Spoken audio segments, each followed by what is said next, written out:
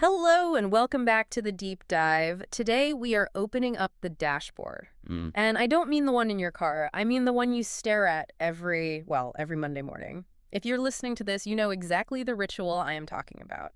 The Monday morning trade meeting, Yes. the heartbeat of the business, Uh-huh. or, sometimes the heart attack. Depending on the weekend, right? You've got your coffee, you've got your oversized Excel sheets, and you are just dissecting the holy trinity of retail metrics. Oh, yeah. You're looking at comp sales, you're looking at UPT units per transaction, and you're obsessing over conversion. And if you're really getting into the weeds, you're probably pulling apart GM ROI and labor leverage.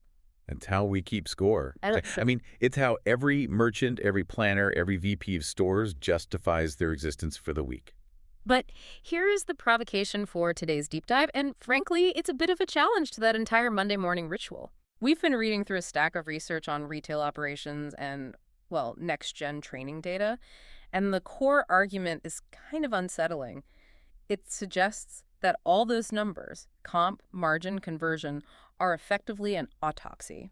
That is a grim way to start a Monday, but it's accurate. It feels harsh, but think about it. Those metrics tell you what already happened. They tell you the margin is already dead. Or alive if you got lucky. Right. But today we're exploring a shift. We're looking at how to move from that reactive reporting, why did we misplan, to proactive prediction.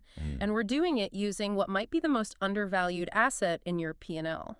Real-time product training data. Now, hold on. I have to stop you there, because when I hear training data, and I think most of our listeners would agree, my eyes just glaze over. Yeah. I think of an HR report. I think of a compliance checklist. Did Store 504 complete the safety module? Yes or no? How is that predictive? I mean, how is that business intelligence? That's the skepticism we need to address right up front. Because you're right, the old model, the LMS or learning management system model, is purely compliance. Right. It's binary. It just tells you if a body occupied a seat and clicked a button. That is useless for a VP of sales. Right. It's a CYA metric. It doesn't put dollars in the register. Exactly. But the shift we are seeing in the source material, specifically looking at data from platforms like Insight, is moving from completion to readiness. Okay. It's shifting from did they do it to do they get it? And more importantly, can they sell it? So we are not talking about a generic training score. No, not at all. We are talking about granular, question-level analytics that map the capability of your workforce against your inventory investment. Right. It's about knowing, okay, we have $5 million of inventory landing on Thursday, but only 40% of the fleet understands the key selling feature. Okay, that is a completely different conversation. That links the human variable directly to the inventory risk. It does. But let's play devil's advocate here. Retail executives aren't flying blind. We have sophisticated forecasting tools. We plan inventory down to the SecCU level. We have open to buy. We know what should happen. You aren't flying blind on product, that's true. You know exactly how many units of that new technical parka are landing in the Chicago flagship on Tuesday. You know the AUR average unit retail you need to hit. Right. But here's the blind spot. Do you know if the human beings standing in that store on Tuesday actually know how to sell it? Well, we assume they do because we sent down a directive. We sent a lookbook. And that assumption is the most expensive mistake in retail. Because just because the store manager signed off on the directive doesn't mean the part-time associate, who is actually facing the customer, knows the difference between water-resistant and waterproof. And that's where the sale is won or lost. Like the whole game. So the traditional KPIs, they measure the transaction outcome, but they completely miss the interaction capability. Precisely. And this is critical because of a concept we found called the narrow window. The product drop. Right. In modern retail, especially fashion and lifestyle, the product life cycle is just accelerating faster than ever. You have a honeymoon phase, maybe 2 weeks, maybe 3, where a new item commands full price. It's fresh, it's exciting, it's front of store. That's the hype cycle. That's when you get your AUR lift. If you miss that cycle because your team spends the first 10 days figuring it out on the floor, stumbling through customer questions, you never get that margin back. The sales report 2 weeks later will tell you low sell-through, but it won't tell you why. It'll probably just say traffic was soft or price resistance. Exactly. It masks the real issue. The issue wasn't the price. The issue is that the team was scared to talk about the product because they didn't understand the tech specs. They avoided the item. So the premise here is capturing this readiness data before the inventory even hits the dock. But let's get into the weeds of what this data actually looks like. You mentioned question-level analytics. Give me a specific example. What should a VP of stores be looking for on a dashboard? Okay, perfect. So imagine you have a new denim launch, high stakes. You've got a new fit, let's call it a high-rise wide leg. You send out the training bite. A sophisticated platform won't just tell you who watched the video. Right. It will tell you 85% of the fleet in the Northeast region failed the specific question about how to size this fit for a curvy customer. Okay, now that is a diagnostic. That is a red alert. It's a leading indicator. Yeah. You haven't sold a single pair of jeans yet, but you now know mathematically that the Northeast is going to struggle to convert on that fit. You can predict the failure before it happens. Exactly. And there's another layer here that I found really interesting in the research, the difference between competence and confidence. Because I can guess on a multiple choice quiz and get it right, that doesn't mean I can sell it. This is huge. The unconsciously incompetent associate is the most dangerous person on your sales floor. The one who doesn't know but thinks they know. Exactly.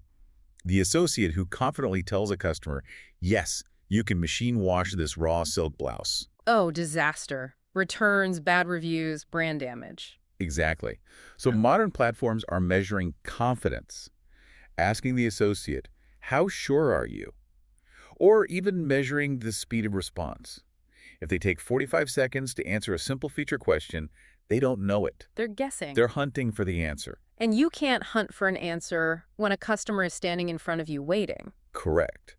So when we treat training data as business intelligence, we're looking for those gaps. We are mapping the knowledge health of the organization. And that allows you to intervene before the damage is done. Okay, let's talk about that intervention. Because data is great, but let's be real, retail executives are drowning in data. Absolutely. If I'm a district manager or store manager, I don't need another report telling me I have a problem. I need to know what to do. Right. What's the action? The source material breaks this down into actionable levels, and I want to start at the store level. This is where the rubber meets the road. There was a concept here about scheduling that honestly disrupts the traditional labor model. Because usually, how does a manager write a schedule? Availability and seniority. Or maybe sales per man hour, if they're being tactical. Sarah can work Saturdays, and she's been here 3 years, so she gets the peak shift. Right, it's logistical. But the sources suggest scheduling based on readiness. Walk through the scenario. Yeah. You have that major denim launch this weekend. You have 2 associates available. Associate A has a 98% retention score on the training for this specific fit. They know the fabric, the sizing, the story. Okay. Associate B, who might be a senior key holder, watched the video but failed the quiz twice. Usually the key holder gets the hours. And that's the friction point. Yeah. But the data argues that if you put the unprepared person on the floor during peak traffic, you are statistically guaranteeing lost sales. You are burning traffic. So it gives the store manager the ammunition to make a hard decision. I'm putting the rookie on the floor because she nailed the specs, and I'm putting the veteran in the back of house until they get up to speed. Or you use the data for peer pairing. This is a smart, low-conflict tactical takeaway. You don't just bench the unprepared person, you pair them. Hey, Shadow Sarah today. She nailed the training on the new fit. So it turns the floor into a live training environment. It's micro-coaching based on facts, not just a manager nagging their team. Exactly. It removes the emotion from the coaching. It's not, I think you don't know this. It's, the data shows we missed this question, so let's review it. Now let's zoom out to the district manager level. The DM ride, I've been on those. You have 12 stores, you have 8 hours in a day.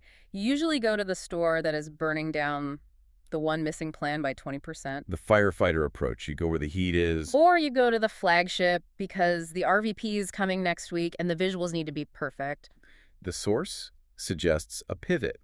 Prioritize visits based on readiness gaps. It's pre-firefighting. So I'm looking at my iPad before I start the car. And you see that Store 104 is hitting its sales plan today. They look fine on the sales report. Right. But their readiness score for next week's promo is sitting at 30%. That's a ticking time bomb. That store is about to drive off a cliff. Yeah.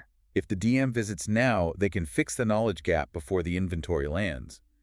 They shift from being an auditor of past failures to a strategist ensuring future success. It effectively changes the conversation from why did you misplan last week to how are we going to crush plan next week? Which is a much more empowering conversation for everyone involved. It builds culture instead of destroying it. And then at the HQ level, the merchant and planning level, this feels like it solves a massive disconnect. Oh, huge one. I've sat in those Monday trade meetings where the buyers are frustrated because the stores just didn't get the product, and the stores are frustrated because The buyers bought stuff nobody wants. The eternal war.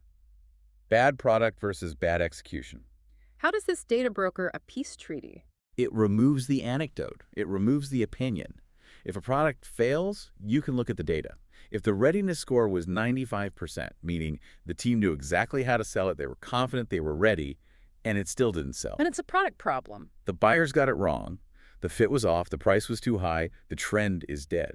But if the readiness score was 40%, Then it's an execution problem. The product might have been a winner, but we failed to equip the team to sell it. this clarity allows HQ to actually fix the right problem.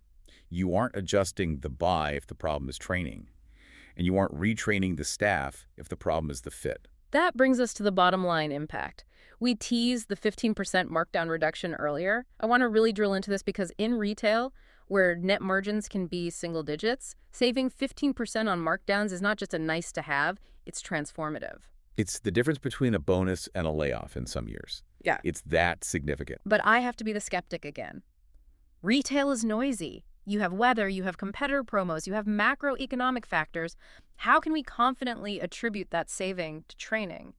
How do we know it wasn't just a cold winter that sold the coats? That's a fair push. Correlation is not always causation. But the mechanism here comes down to time on floor and weeks of supply. Okay. We know that the longer an item sits, the less valuable it becomes. Inventory is like a banana. It goes bad quickly. Perfect analogy. The goal is to sell the banana while it's yellow. When an associate is fully prepared, when they have high readiness, they can position the value immediately. They can handle the objection to the price point on day one. Why is this jacket $400? Because it uses a 3-layer Gore-Tex membrane that breathes while keeping you dry, and the seams are fully taped. Boom. Sale made. Full price. And if they don't know that answer, if they hesitate? The customer walks. The jacket stays on the hanger. It sits there for 4 weeks. The weeks of supply creeps up. The allocation algorithm notices the stagnation. The planner panics because they need to free up open to buy for next month. And the red sticker goes on the tag. Exactly. So the markdown is essentially the penalty we pay for the associate silence. That is a powerful way to frame it. Markdowns are the cost of ignorance. By increasing readiness, you are increasing the velocity of full price sell-through. You are clearing the inventory while the margin is intact. You're keeping your weeks of supply healthy. And that changes the conversation in the boardroom. You aren't asking for a learning and development budget anymore. That's usually the first thing cut. Right. You are asking for a margin protection strategy. I want to circle back to something you mentioned earlier about the confidence metric, because I feel like this applies to more than just the product features. It applies to the brand experience. Oh, and absolutely. We talk a lot about experiential retail. We are seeing a massive shift where the transaction is moving online. If I just want to buy the thing, I can do it from my couch. If a customer drives to a store, parks, and walks in, they are looking for something the website can't give them. They want expertise. They want validation. They want a human to look them in the eye and say, that fits you perfectly, or this is the right tool for the job.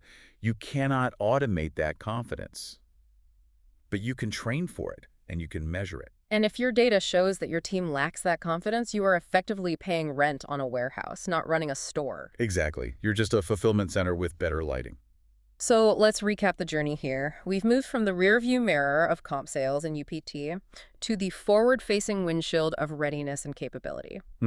We've looked at how this granular data changes scheduling, moving away from seniority to readiness. We discussed how it changes the district manager's route, moving from firefighting to fire prevention. And we landed on the financial reality that prepared teams protect margin by increasing inventory velocity. It's a comprehensive shift in how we view the people metric. It really is. Which brings me to the final thought for our listeners. The VPs, the directors, the managers finishing that second cup of coffee and getting ready to walk into that trade meeting. What's a challenge for them? Next time you open that dashboard, look at your wins and your losses from last week and ask yourself a hard question. Did we win because we were lucky? Because the weather broke and traffic spiked? Or did we win because we were ready? And conversely, do we lose because the market was tough? Or did we lose because we sent our team onto the field without a playbook? Because if you aren't measuring readiness, you're just guessing. And in this economy, with these margins, guessing is a luxury nobody can afford. Amen to that. That's it for this deep dive into the world of retail intelligence. We'll catch you on the next one. Go check those readiness scores. See you next time.